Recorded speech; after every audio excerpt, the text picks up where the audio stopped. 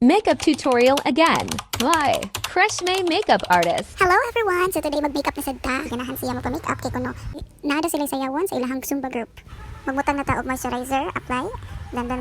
Nya wato na sa nato nga mauga kay para ma-improve ang skin hydration sa skin nato.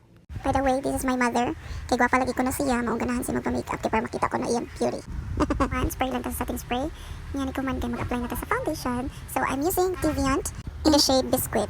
So ako na siyang gipili kay bagay kayo siya sa iyang skin tone.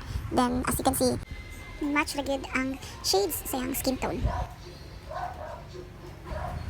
Karon gi-apply na ako ang iyang foundation. Human ako na sa siyang gi-blend para maklaro gyud nga nasakto pagbutang kung nasakto pagka-blend o para mas ning match jud siya pag-ayo ang iyang color sa iyang skin tone. Gamit pag og sponge kay para mas nindot pagka-blend ang akong foundation sa iyang skin.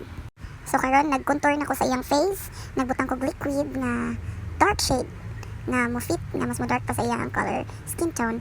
Human kay ako anang gibutangan ang iyang ilong. Also nagbutang na di ko cream blush sa iyang face. Nakalimutan na akong video. By the way, ang pag-apply sa contour kanang like kanang pag-apply sa kanang cheeks, sa side sa nose, along the jawline, maka-create jud ta og illusion of sharper or chiseled feature. Og kani nga technique maka-add siya og dimension og makatabang siya to balance proportion of the face. Mo na siya nga para mag-look natural ang iyang face. Mo nang pinaka-importante sa ang contour or bronzer. So karon atong buhatan na ni ato ra gyud siyang i-blend pag-ayo ang iyahang atong gi-apply nga kanang contour kay para dili siya kanang lain tanawon og dili siya klaro kayo nga gibutangan jud pag-ayo. Kinahanglan i-blend jud nato siya pag-ayo para limpyo ang ato ang agi. So karon mag-add na dayon ta og powder sa iyahang face. Ato lang siyang i-make sure nga nalimpyo siya pagkabutang, walay mga palak-palak, walay nabilin nga baga kayo nga pagkabutang sa powder.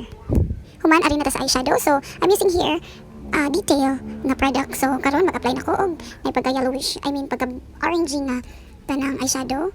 And ako lang i-blend again.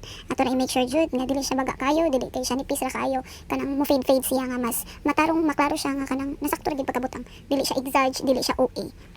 Kay actually sa makeup dili importante baga kayo ang imuhang eyeshadow, dili kinahanglan nga i-follow gid to nimo ang pang pageant look bisag ang imuhang makeup kay pang day look ra. So ang atong buhaton ato ra gid i-follow kung unsa pud ang ganahan sa atong client, unsa ang mas mobagay sa skin tone sa ato ang client, and unsay pinaka best nga dili ra usa ka color ang atong gamiton. Kinahanglan ato ang ma-follow nga unsaon nato pagduwa ang color, unsaon nato siya pagbagay-bagay. So mo na siya importante kayo. So karon nag-apply na ko og eyeliner. So natuog man ni ako ang client. Mani siya napadayon ra ko sa akong gibuhat. So karon while natog si mother, naghinahinayan ako apply sa next nga liquid. Mani siya akong gigamit nga liquid, yan nag-apply ra sad kog dark eyeshadow para mas mo fade siya, para dili siya exagge.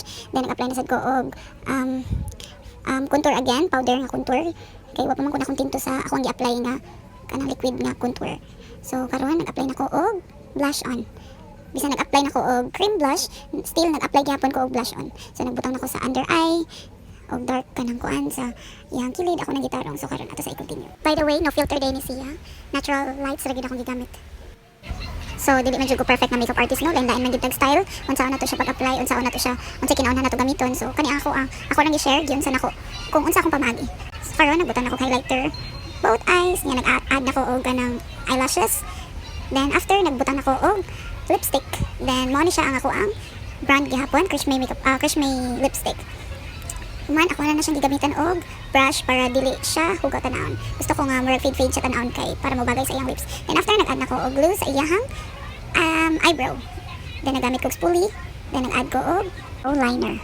Human ako na siyang i-fix para kanang malimpyo siya. Gibutangan ako siya og fade. Ako lang gimix niya. Human nag-apply na ko og mascara sa iyang eyes kay para dili kayo siya luya. So this is the final look.